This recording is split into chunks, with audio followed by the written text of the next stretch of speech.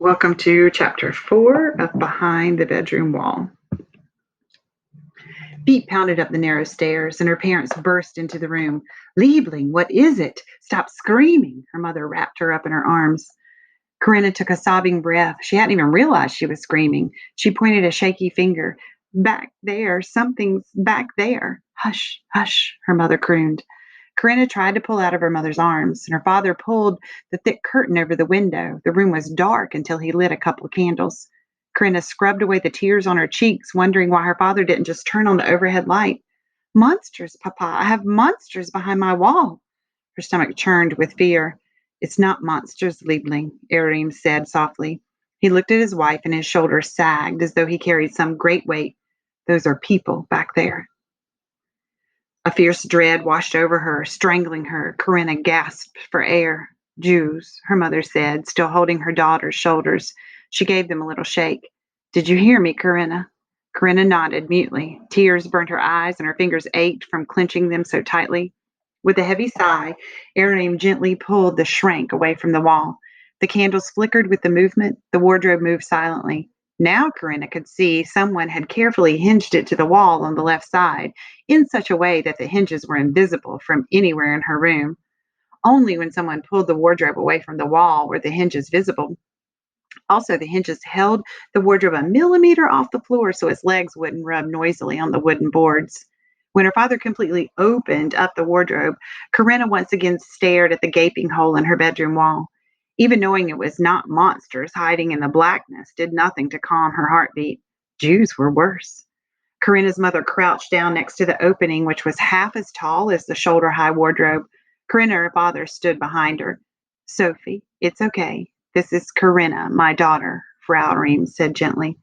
A pale face, creased with lines of worry and fatigue, inched into the candlelight.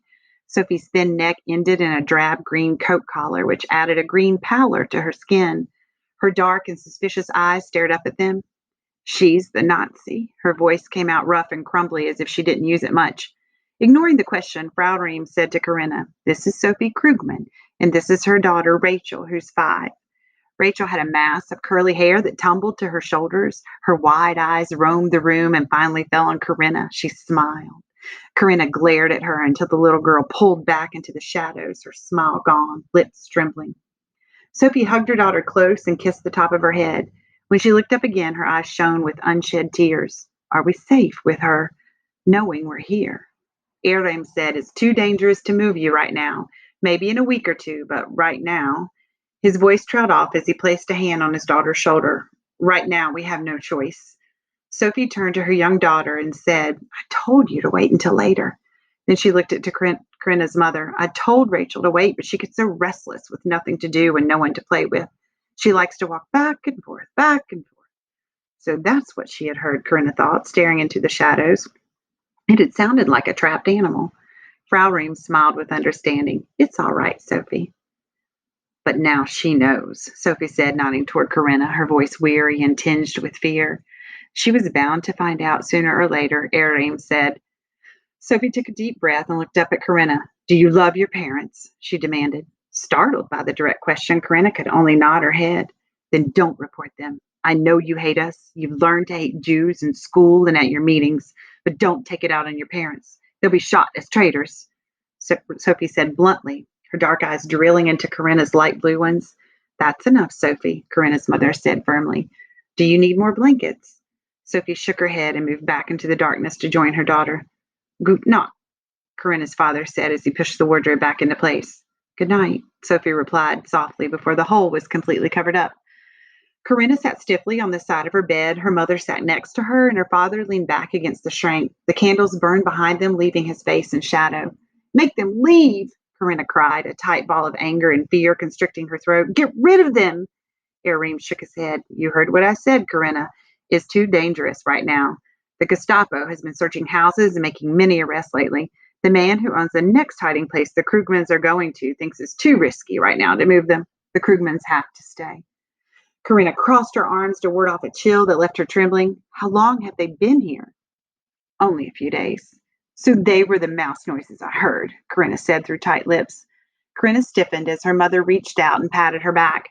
We felt it was best not to say anything to you. We know how involved you are in your young model. We thought you might. Her mother paused and looked at her husband.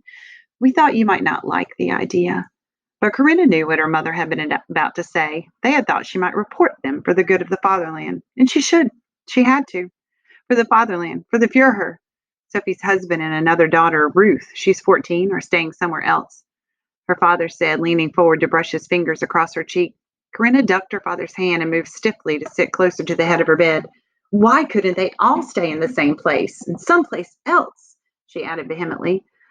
Her mother sighed. There's barely enough room back there for the two of them. Luckily, Rachel is small. Like our place, most hiding places aren't big enough and are too dangerous, her father added. Her parents moved toward the door.